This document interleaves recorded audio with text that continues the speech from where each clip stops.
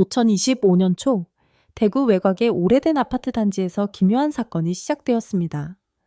처음에는 누구도 심각하게 생각하지 않았습니다. 낡은 건물이라면 흔히 겪을 수 있는 문제, 단순한 배관 고장이나 하수구 막힘 정도로 여겼습니다. 하지만 그때부터 번지기 시작한 악취는 점점 강해졌고 마치 살아있는 듯 건물 전체를 파고들었습니다. 사람들은 창문을 닫고 방향제를 뿌렸으며 향초를 켰지만 소용이 없었습니다. 냄새는 의자에, 벽에, 이불과 옷가지에까지 스며들어 일상의 모든 순간을 뒤흔들었습니다. 주민들은 처음엔 관리사무소를 원망했습니다. 배관공이 몇 차례 오가며 파이프를 청소했지만 결과는 같았습니다. 잠시 줄어드는 듯 하다가 다시 더 고약하게 돌아오는 냄새. 아이들은 밤마다 기침을 했고 어른들은 화장실에 들어가는 것조차 두려워했습니다. 일부는 농담처럼 이 아파트 어딘가에 시체가 있는 것 아니냐고 말했지만 곧 그 말이 단순한 농담이 아님을 깨닫게 되었습니다. 관리사무소가 결국 특수 카메라를 배관에 투입했을 때 화면에 나타난 것은 상상조차 하기 싫은 장면이었습니다. 검은 호수 속에서 작은 살점과 뼈 조각이 보였습니다. 그것은 동물이 아니라 사람이었습니다. 악취의 정체는 밝혀졌고 아파트 전체는 공포에 휩싸였습니다. 경찰은 긴급히 수사에 착수했으며 모든 시선은 곧 3층의 한 아파트로 향했습니다. 거기에는 홀로 살아온 한 남자가 있었고 그의 집은 곧 대한민국 전체를 경악하게 만든 사건의 중심지가 되었습니다. 이 이야기는 단순한 괴담이 아닙니다. 실제 대구에서 발생한 사건을 토대로 재구성한 끔찍한 범죄 기록입니다. 지금부터 당신은 그날의 진실과 마주하게 될 것이며 평생 잊을 수 없는 악몽 속으로 들어가게 될 것입니다. 끝까지 시청해 주시고 앞으로도 더 많은 사건을 함께하고 싶으시다면 구독을 눌러주시기 바랍니다. 대구의 초봄은 늘 평온했습니다. 서울처럼 복잡하지도 않았고 바람은 차갑지만 공기는 청명했습니다. 그러나 대구 외곽의 한 낡은 아파트 단지에서는 전혀 다른 이야기가 펼쳐지고 있었습니다. 주민들은 어느 날부터 설명할 수 없는 불쾌한 냄새에 휘말리기 시작했습니다. 처음에는 대수롭지 않게 여겼습니다. 오래된 건물이니 배관이 막히거나 하수구가 문제를 일으킨 것이라고 생각했습니다. 하지만 냄새는 사라지지 않았습니다. 오히려 점점 더 짙어지고 날카롭게 사람들의 코를 찔렀습니다. 아파트는 1980년대에 지어진 건물로 세월의 흔적을 곳곳에 품고 있었습니다. 복도 벽지는 갈라지고 벗겨졌으며 천장에는 물이 샌 자국이 남아 있었습니다. 계단 난간은 녹이 새울어 있었고 밤마다 들리는 보일러 소음은 주민들을 괴롭혔습니다. 하지만 값싼 월세 덕분에 서민, 노동자, 그리고 혼자 사는 사람들이 모여 살았습니다. 그들에게 이 아파트는 불편하지만 감당할 수 있는 공간이었습니다. 냄새가 처음 나타났을 때는 비 오는 날 하수구에서 흔히 올라오는 악취 정도였습니다. 저층에 사는 몇몇 주민이 병이 물이 잘 내려가지 않는다며 관리사무소에 불평했습니다. 물이 역류하기도 했고 드물게 탁한 색이 섞이기도 했습니다. 그러나 대부분은 배관이 오래되면 생기는 흔한 문제라고 생각했습니다. 며칠 안에 고쳐질 거라 믿었습니다. 하지만 시간이 지날수록 냄새는 더욱 심각해졌습니다. 낮에는 복도와 계단에, 밤이 되면 집 안 구석구석까지 파고들었습니다. 냄새는 옷장에 걸린 셔츠에 배었고 이불과 베개에도 스며들었습니다. 아침마다 세수를 해도 입안에서 단내가 남아있는 듯한 기분이 들었습니다. 사람들은 창문을 닫고 향초를 켰습니다. 방향제를 뿌리고 공기청정기를 돌렸지만 냄새는 결코 사라지지 않았습니다. 마치 살아있는 무언가처럼 벽과 바닥을 타고 흘러다녔습니다. 주민들은 점점 불안해졌습니다. 아이들은 이유 없이 기침을 했고 어떤 아이는 밤마다 울며 잠에서 깼습니다. 부모들은 아이들이 화장실에 혼자 가지 못하도록 했습니다. 2층에 사는 노파는 다른 주민들에게 이렇게 말했습니다. 이건 단순한 하수구 냄새가 아니야. 피 냄새야. 내가 젊었을 때 도축장에서 일할 때 맡던 바로 그 냄새야. 사람들은 처음엔 웃어 넘겼습니다. 하지만 시간이 흐를수록 그녀의 말이 농담이 아님을 깨닫게 되었습니다. 관리사무소는 잦아지는 항의에 배관공을 불렀습니다. 배관공은 하수구 뚜껑을 열고 파이프에 긴 도구를 넣어 확인했습니다. 한참 동안 들여다본 그는 쓰레기가 쌓였을 뿐이라며 세게 물을 흘려보내는 작업을 했습니다. 처음에는 효과가 있는 듯 보였습니다. 냄새가 잠시 줄어든 것 같았습니다. 하지만 이틀도 지나지 않아 훨씬 더 강하고 매캐한 냄새가 다시 아파트 전체를 뒤덮었습니다. 불안은 곧 공포로 바뀌었습니다. 몇몇 주민은 서로 속삭였습니다. 이거 혹시 시체 냄새 아니야? 누군가는 농담처럼 말했지만 아무도 크게 웃지 않았습니다. 한 은퇴한 의사가 조용히 고개를 끄덕였습니다. 그는 냄새 속에 섞인 단내를 지적하며 말했습니다. 이건 부패하는 유기체의 냄새입니다. 동물이 아니라 사람일 수도 있어요. 그 순간 아파트 복도는 고요해졌습니다. 누구도 입을 열지 않았습니다. 하지만 모두가 같은 상상을 하고 있었습니다. 어쩌면 이 건물 어딘가에 정말로 시체가 있는지도 모른다는 생각. 날이 갈수록 상황은 심각해졌습니다. 어떤 집에서는 변기에서 검은 물이 역류하기 시작했습니다. 처음엔 흙탕물이라고 생각했습니다.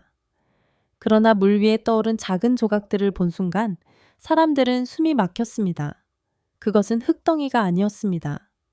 질감이 지나치게 부드럽고 색이 이상했습니다. 누군가는 작은 살점처럼 보인다고 말했습니다. 소식은 삽시간에 퍼졌고 주민들은 공포에 휩싸였습니다. 아이들은 화장실에 들어가지 못했고 어른들은 밤마다 기도했습니다. 어떤 사람은 친척 집에 몸을 피하기도 했습니다. 주민 모임은 날마다 격렬해졌고 관리사무소는 해결책을 찾지 못해 난감해했습니다. 일부 주민은 배관이 근처 묘지와 연결되어 있는 것 아니냐는 괴담을 퍼뜨렸습니다. 터무니없는 말이었지만 그럴듯하게 들렸습니다. 냄새는 이미 사람들의 이성을 마비시키고 있었습니다. 결정적인 순간은 한 여대생이 사라진 뒤 찾아왔습니다. 5층에 살던 그녀는 룸메이트에게 지인을 만나고 늦게 들어오겠다고 말한 것이 마지막이었습니다. 다음 날 아침 그녀는 돌아오지 않았습니다. 가족은 두려움 속에 실종 신고를 했습니다. 주민들은 곧 소공어렸습니다. 혹시 그 냄새와 관련 있는 건 아닐까? 그 말은 모두가 두려워하면서도 부정할 수 없는 의문이었습니다. 아무도 그때는 몰랐습니다. 차가운 타일 뒤 녹슨 배관 속, 칠흑 같은 어둠 속에서 상상조차 하기 힘든 진실이 숨어 있다는 것을, 그리고 아파트 전체를 감싼 그 냄새가 사실은 대구 역사상 가장 끔찍한 범죄로 이어지는 첫 번째 경고였다는 것을. 아파트의 상황은 점점 더 심각해졌습니다. 악취는 사라지지 않았고 오히려 시간과 함께 더 끈적하게 번졌습니다. 주민들은 밤마다 창문을 닫아도 잠을 이루지 못했습니다. 어떤 사람은 두통을 호소했고 어떤 사람은 구역질 때문에 식사를 제대로 하지 못했습니다. 아이들은 악몽에 시달리며 울었습니다. 관리사무소로 쏟아지는 항의는 날마다 늘어났습니다. 주민들은 도저히 견딜 수 없다며 시청에 민원을 넣겠다고 협박했습니다. 관리사무소는 더 이상 미룰 수 없었습니다. 단순한 배관공으로는 해결할 수 없다는 것을 인정하고 결국 대구 시내에서 전문 장비를 다루는 기술팀을 불렀습니다. 그들은 특수 카메라를 준비했고 배관 속을 정밀하게 살펴보기로 했습니다. 그날 아침 많은 주민들이 지하실에 모였습니다. 작은 모니터가 설치되고 배관 속을 비추는 카메라가 천천히 깊숙이 들어가기 시작했습니다. 화면에는 처음에 익숙한 장면이 나타났습니다. 녹슨 파이프 벽, 이끼와 곰팡이, 오래된 오물이 화면을 가득 채웠습니다. 사람들은 별다른 반응을 보이지 않았습니다. 그러나 카메라가 몇 미터 더 들어가자 화면에 낯선 무언가가 나타났습니다. 회색 빛을 띤 덩어리, 그 표면에는 섬유질 같은 것이 보였습니다. 기술자가 조심스레 카메라의 불빛을 조정했습니다. 순간 지하실에 모인 모든 사람이 숨을 죽였습니다. 그것은 쓰레기나 진흙이 아니었습니다. 너무나도 익숙한 질감, 마치 잘게 찢긴 살점 같았습니다. 한 기술자는 손을 떨며 화면을 되감았습니다. 그리고 다시 천천히 확대했습니다. 화면에는 분명히 피부처럼 보이는 조각이 붙어 있었습니다. 사람들은 서로의 얼굴을 바라보았지만 아무도 말을 하지 못했습니다. 몇 초 뒤 카메라는 또 다른 잔해를 비추었습니다. 이번에는 작은 뼈 조각이었습니다. 파이프 사이에 걸려 있었고 그 형태는 인간의 것으로밖에 볼 수 없었습니다. 지하실은 순간 얼어붙은 듯 고요해졌습니다. 몇몇 주민은 비명을 지르며 뒷걸음질 쳤습니다. 어떤 여성은 그 자리에서 주저앉아 울었습니다. 기술자들은 당황해 장비를 멈췄습니다. 관리사무소 직원은 즉시 경찰에 신고했습니다. 몇 시간도 지나지 않아 경찰차와 과학수사대 차량이 아파트를 에워쌌습니다. 방송사 카메라까지 몰려들어 아파트는 아수라장이 되었습니다. 경찰은 현장을 봉쇄했습니다. 노란띠가 아파트 지하실과 주요 출입구를 막았습니다. 과학수사대원들은 보호복을 입고 배관을 조사하기 시작했습니다. 그들은 특수 펌프를 사용해 오수를 퍼내고 그 안에 섞여 있는 모든 이물질을 하나하나 수거했습니다. 검은 봉투 안에는 작은 살점, 잘게 부서진 뼈 조각, 머리카락과 손톱이 들어 있었습니다. 모든 증거는 꼼꼼히 라벨링되어 실험실로 보내졌습니다. 현장에 있던 한 형사는 동료에게 낮은 목소리로 속삭였습니다. 이런 은폐 방식은 처음 본다. 이렇게까지 해와서 시체를 없애려 하다니. 그의 얼굴에는 경악과 분노가 동시에 떠올라 있었습니다. 주민들의 공포는 절정에 달했습니다. 어떤 가족은 그날 밤 바로 짐을 싸서 친척 집으로 갔습니다. 아이들은 변기를 보자마자 울었고 어른들은 물소리만 들어도 구역질을 느꼈습니다. 기도하는 이들도 있었습니다. 복도는 적막했고 아파트 전체가 거대한 무덤처럼 느껴졌습니다. 며칠 뒤 실험실에서 예비 결과가 나왔습니다. 수거된 잔해에는 동물이 아니었습니다. 인간의 것이었습니다. DNA 검사를 통해 확인된 결과 그것은 최근 실종 신고가 들어온 여대생과 일치했습니다. 진실은 명확했습니다. 누군가 그녀를 살해하고 시신을 잘게 조각낸 뒤 변기와 배관을 통해 흘려보내려 한 것입니다. 경찰은 수사를 확대했습니다. 주민 명단을 전수조사했고 복도와 엘리베이터 CCTV를 샅샅이 확인했습니다. 그 과정에서 한 아파트가 빠르게 용의선상에 올랐습니다. 3층에 사는 중년 남자 최 씨의 집이었습니다. 그는 몇 년 동안 홀로 지냈고 이웃과 교류가 거의 없었습니다. 더욱이 그의 집 배관은 살점이 발견된 구간과 직접 연결되어 있었습니다. 주민 중 몇몇은 증언했습니다.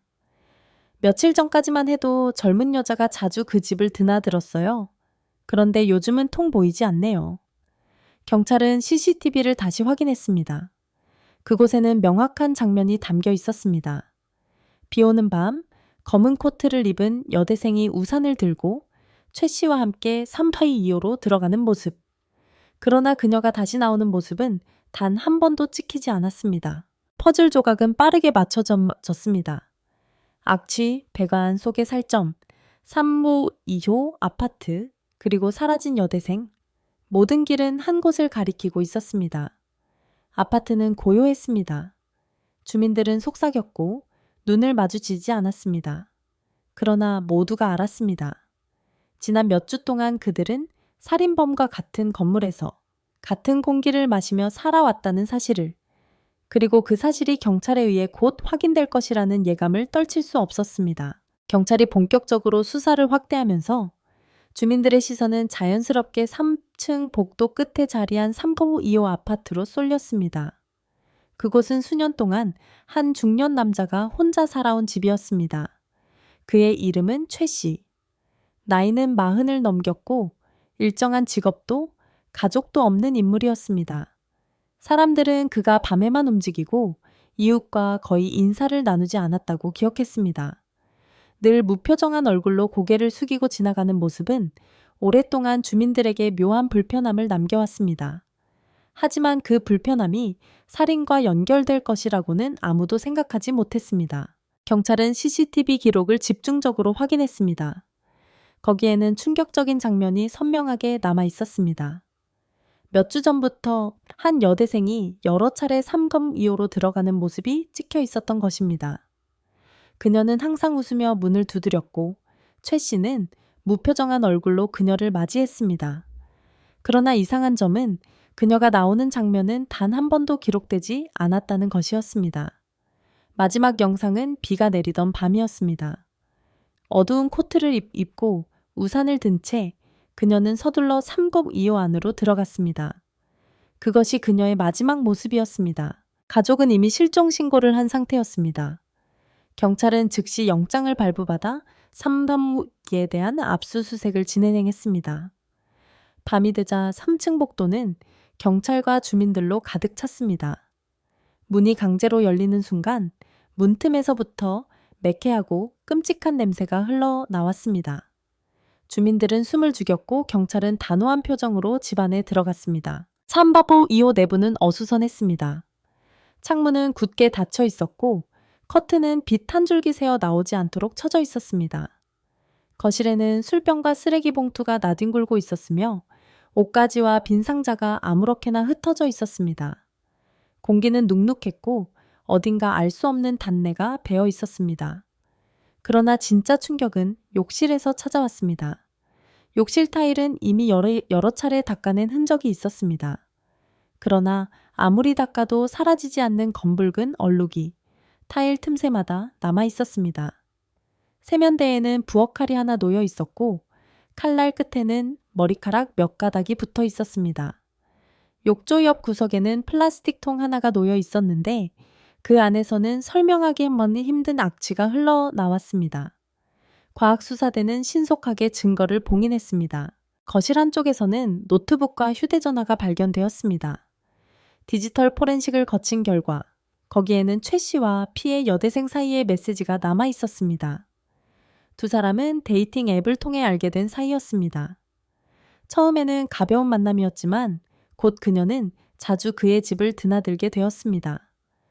그러나 메시지에는 점차 불안과 갈등의 흔적이 드러나기 시작했습니다.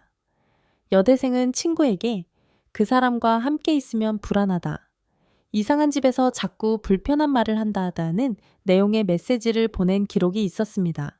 이웃들의 증언도 경찰을 더욱 확신하게 만들었습니다. 옆집 아주머니는 몇 차례 격한 말싸움 소리를 들었다고 말했습니다. 밤마다 물건이 부서지는 소리, 고함, 심지어는 짧고 날카로운 비명 같은 소리도 들렸다고 했습니다. 하지만 당시에는 연인 간의 다툼쯤으로 생각하고 신고하지 않았습니다. 아래층에 사는 남성은 이상한 물소리를 기억했습니다. 밤새도록 물이 내려가는 소리가 들렸습니다. 몇 시간씩 이어졌어요. 배관이 낡아서 그런 줄 알았죠.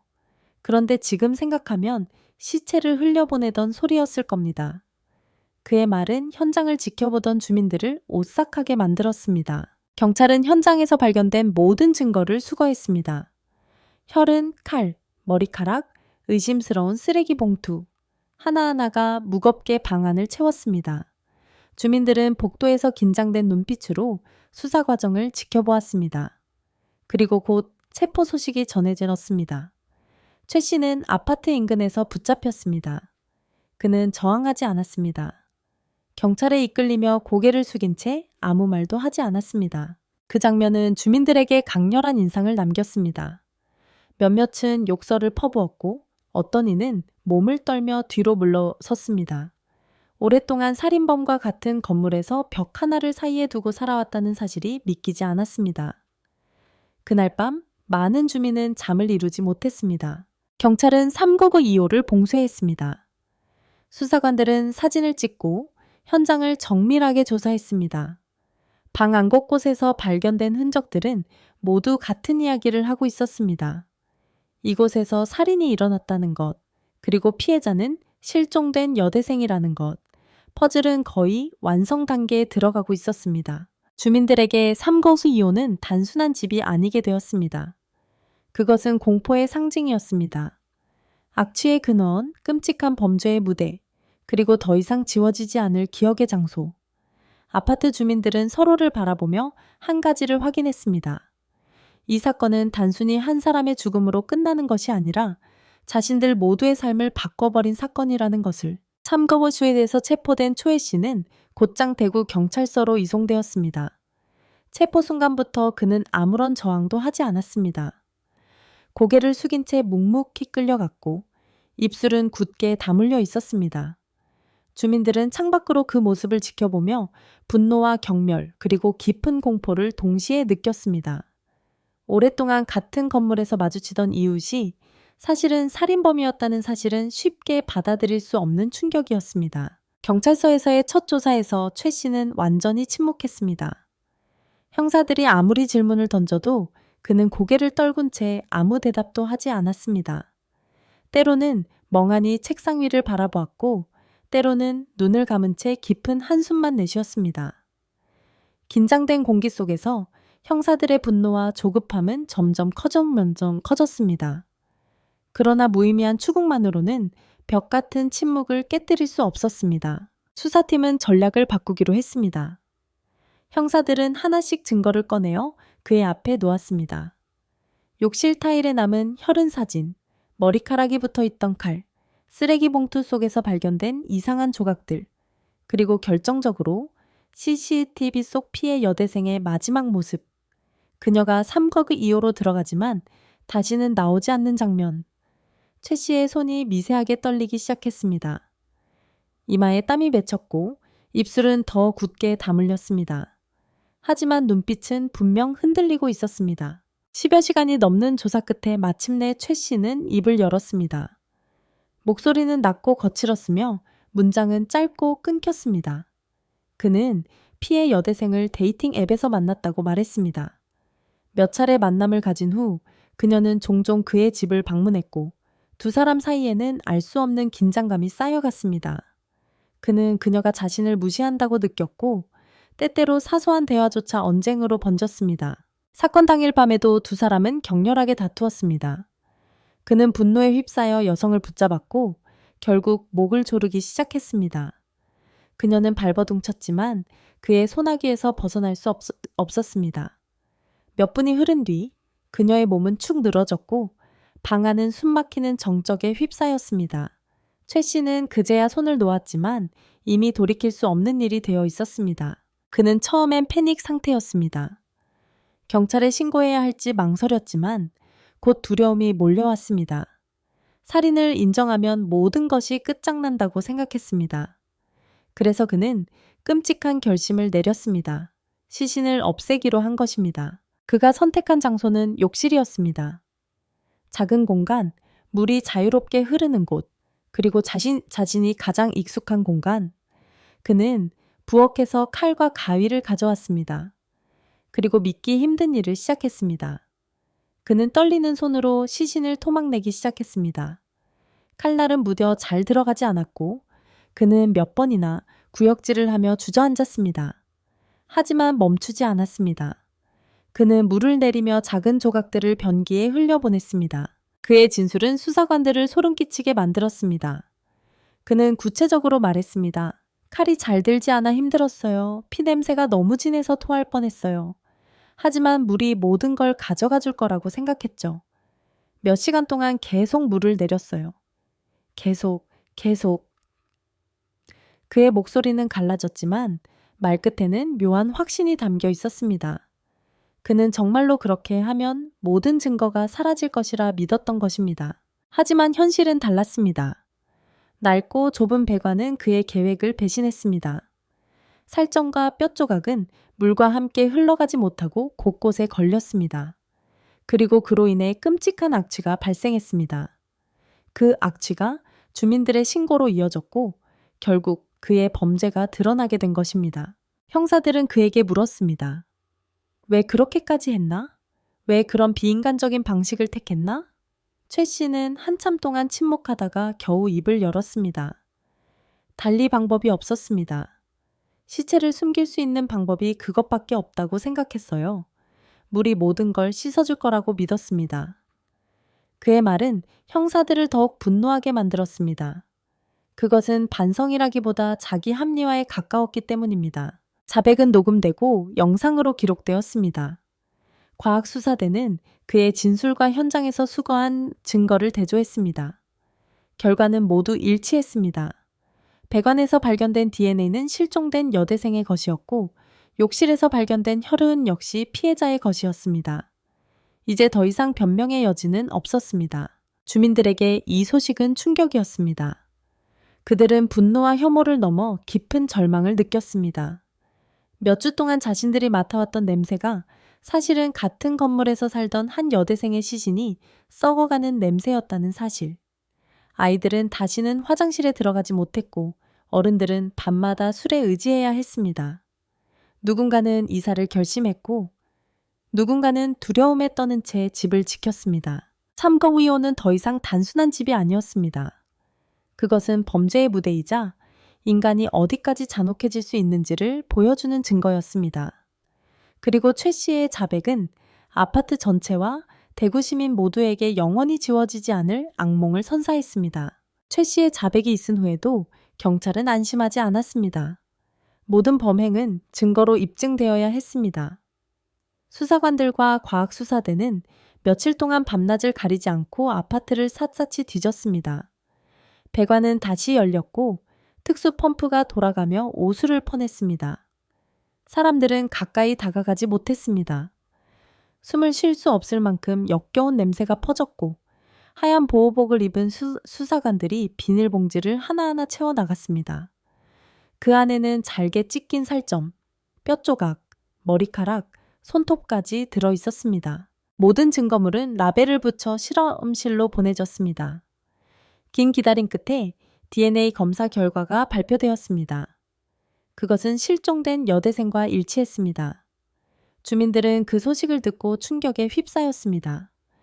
그들이 수주 동안 견뎌야 했던 냄새는 단순한 하수구 냄새가 아니었습니다. 바로 그 여대생의 몸에서 흘러나온 마지막 흔적이었습니다. 언론은 사건을 대대적으로 보도했습니다. 변기로 흘려보낸 시신, 죽음의 냄새에 갇힌 아파트, 대구 한복판의 충격적 범죄. 신문은 자극적인 제목을 달았고 방송국은 연일 특별 프로그램을 편성했습니다. 기자들은 아파트 앞에 몰려들었고 주민들을 인터뷰했습니다. 아이들이 밤마다 울며 잠을 못 잤습니다. 창문을 닫아도 냄새가 스며들었어요. 주민들의 증언은 국민을 더욱 공포에 빠뜨렸습니다. 인터넷과 SNS에서는 분노와 공포가 동시에 터져 나왔습니다. 수많은 사람들이 글을 올리며 어떻게 사람이 그런 짓을 할 수 있느냐? 저런 괴물은 영원히 감옥에 가둬야 한다는 댓글을 달았습니다. 심리학자들은 방송에 나와 범인의 고립된 삶과 왜곡된 사고를 분석했고 법의학자들은 이번 사건이 전례 없는 은폐수법이라고 지적했습니다. 주민들의 삶은 완전히 무너졌습니다. 어떤 이는 당장 집을 팔고 떠났습니다. 그러나 값은 형편없이 떨어졌습니다. 아파트는 금세 죽음의 건물이라 불리게 되었고 아무도 새로 들어오려 하지 않았습니다. 복도는 텅 비었고 밤마다 들리는 바람 소리가 유령의 울음처럼 들렸습니다. 아이들은 화장실을 보며 울었고 어른들은 물소리를 들을 때마다 구토를 느꼈습니다. 경찰은 기자회견을 열었습니다. 수사 책임자가 단상에 올라 범인의 범행생 과정을 차분히 설명했습니다. 피해자가 삼검위에 들어간 뒤 살해에 당했고 시신은 토막나 배관을 통해 흘려보내졌습니다. 스크린에는 증거 사진이 일부 공개되었습니다. 하얀 장갑 위에 올려진 작은 뼈 조각, 라벨이 붙은 비닐봉지, 현장 사진. 기자들은 숨을 죽였고 몇몇은 얼굴을 돌리며 눈을 감았습니다. 피해자의 가족은 그 자리에서 오열했습니다. 어머니는 떨리는 목소리로 말했습니다. 우리 딸은 아직 20살이었습니다. 꿈이 많고 웃음이 많던 아이였습니다. 그런데 이렇게 끔찍하게 사라졌습니다. 제발 그 괴물을 가장 무거운 형벌로 다스려 주십시오. 그녀의 말은 기자들과 방청객들의 눈시울을 뜨겁게 만들었습니다. 사건은 한국 사회 전체를 충격에 빠뜨렸습니다. 대구뿐만 아니라 전국적으로 병이 살인사건은 공포와 혐오의 대명사가 되었습니다. 부모들은 자녀들에게 낯선 사람을 믿지 말라는 말을 반복했습니다. 학교에서는 안전교육의 한 예로 이 사건이 언급되었고 심리학 수업에서는 범인의 왜곡된 심리가 분석 대상이 되었습니다. 전문가들은 이 사건을 통해 도시 속 고립과 단절의 위험을 지적했습니다. 혼자 살아가는 개인이 사회와 단절되고 감정과 욕망을 제어하지 못할 때 얼마나 끔찍한 결과가 나타날 수 있는지를 보여주는 사례라는 것이었습니다. 그는 괴물이 된 것이 아니라 이미 오래전부터 괴물로 살아왔습니다. 다만 우리는 그것을 알아차리지 못했을 뿐입니다. 한 심리학자의 말은 많은 사람들의 가슴에 깊은 인상을 남겼습니다. 시간이 지나면서 아파트는 점점 더 황폐해졌습니다. 빈집이 늘었고 불 꺼진 창문이 밤마다 건물을 음울하게 만들었습니다. 근처 주민들은 그 건물을 피해 다녔습니다. 사람들은 입을 모아 말했습니다. 저곳은 저주받은 곳이다. 아이들은 장난삼아 죽음의 아파트라 부르며 접근하지 않았습니다. 대구병이 살인 사건은 이제 단순한 범죄를 넘어 한국 사회의 집단적 악몽이 되었습니다. 사람들은 그 냄새를 기억했습니다. 코끝을 찌르던 단내, 뼛속까지 스며든 듯한 악취. 그것은 단순히 아파트 주민들만의 기억이 아니라 뉴스와 영상을 통해 전국의 사람들이 공유하게 된 악몽이었습니다. 최 씨의 범행이 세상에 드러나자 전국은 충격과 분노로 들끓었습니다. 사람들은 이런 괴물은 다시는 사회의 지하처에 발을 붙여서는 안 된다며 가장 무거운 처벌을 요구했습니다. 언론은 매일같이 이 사건을 다뤘고 법원 앞에는 재판일마다 수많은 인파가 몰렸습니다. 첫 공판 당일 법원 앞에는 이른 아침부터 줄이 늘어섰습니다. 방청석에 들어가려는 시민들이 몰려 추첨으로 일부만 입장할 수 있었습니다. 밖에서는 시민단체들이 팻말을 들고 구호를 외쳤습니다. 살인마는 영원히 감옥에 가둬라, 정의로운 판결을 내려라 라는 목소리가 울려 퍼졌습니다. 재판정 안으로 최 씨가 왔습니다.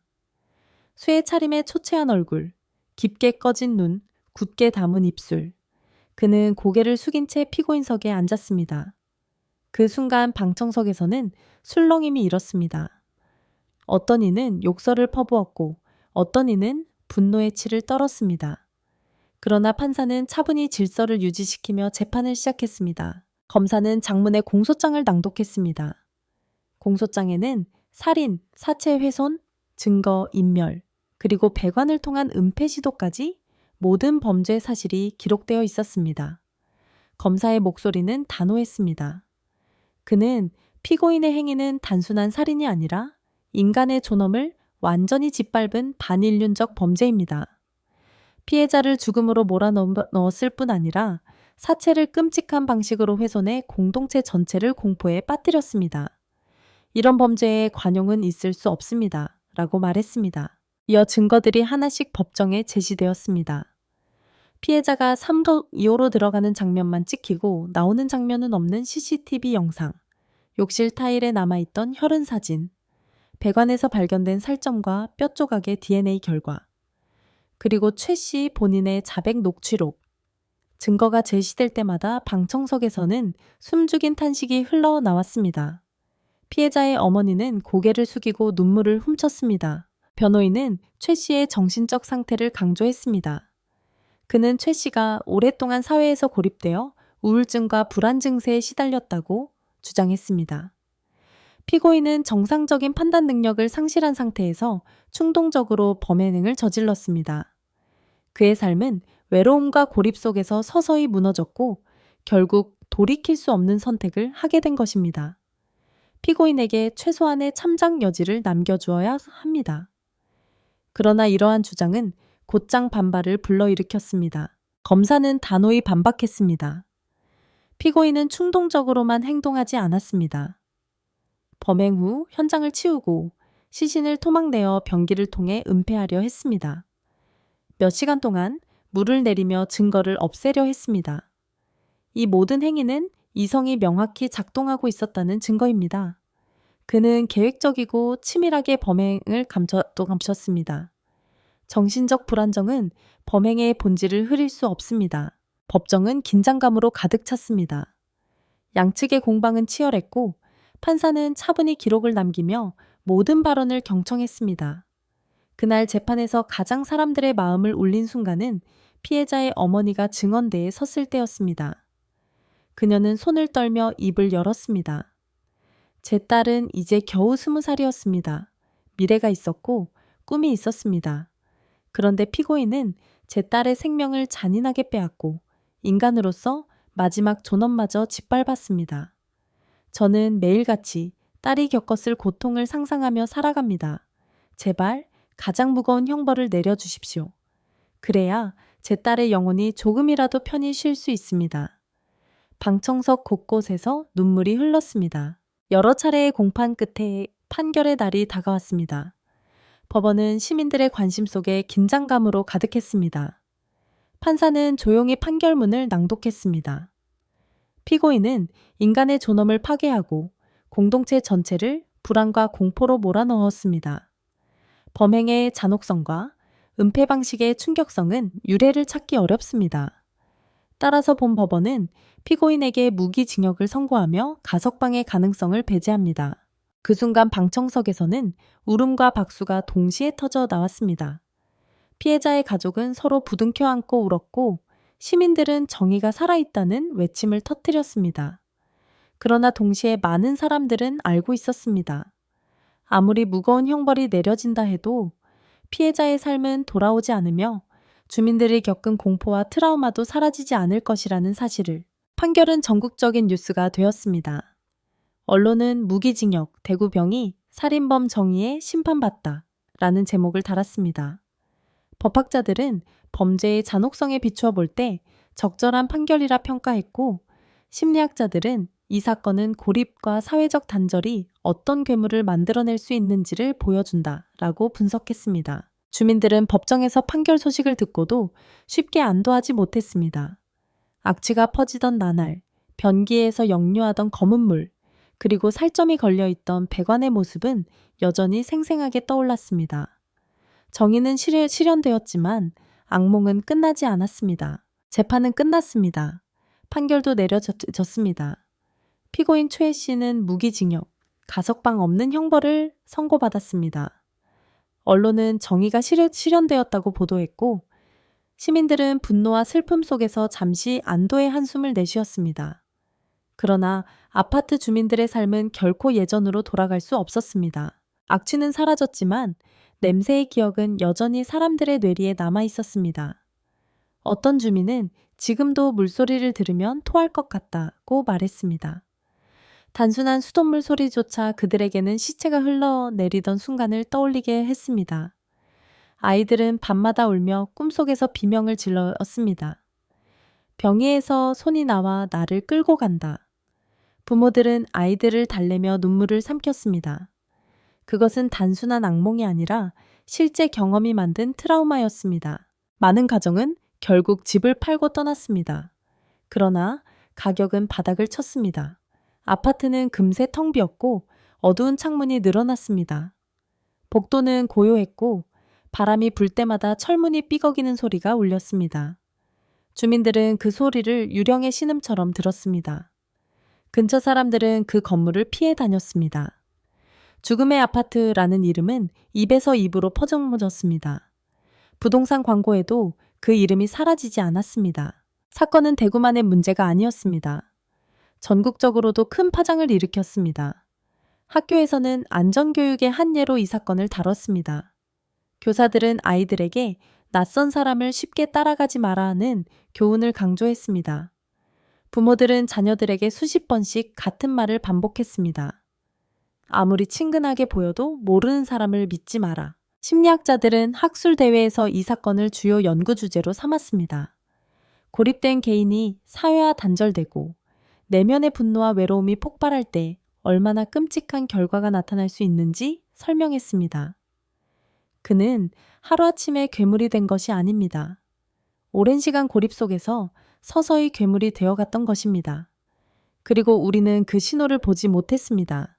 이 말은 사람들의 가슴에 무겁게 남았습니다. 법조계 역시 이 사건을 반면교사로 삼았습니다. 잔혹한 범죄에 어떻게 대응해야 하는지, 어떤 법적 장치가 필요한지에 대한 논의가 이어졌습니다.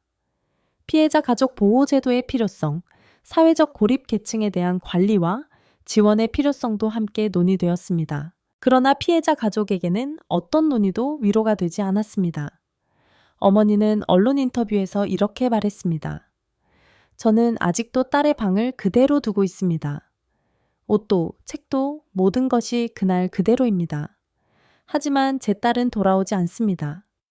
저는 하루하루 딸이 겪었을 고통을 떠올리며 삽니다. 그 괴물이 무기징역을 받았다고 해도 제 고통은 끝나지 않습니다. 그녀의 눈물은 많은 이들을 울게 했습니다. 사건은 시간이 흘러도 잊히지 않았습니다. 몇 년이 지나도 사람들은 그 아파트를 죽음의 건물이라 불렀습니다. 근처를 지나는 사람들은 일부러 고개를 돌렸습니다. 밤이 되면 불 꺼진 창문이 마치 사람들을 지켜보는 눈처럼 느껴졌습니다. 주민들 사이에서는 지금도 소문이 돌았습니다. 밤마다 배관에서 이상한 소리가 난다. 빈집 안에서 울음소리가 들린다. 그것이 사실이든 아니든 그 건물은 이미 공포의 상징이었습니다. 대구병이 살인사건은 한국 사회 전체의 집단적 악몽으로 남았습니다.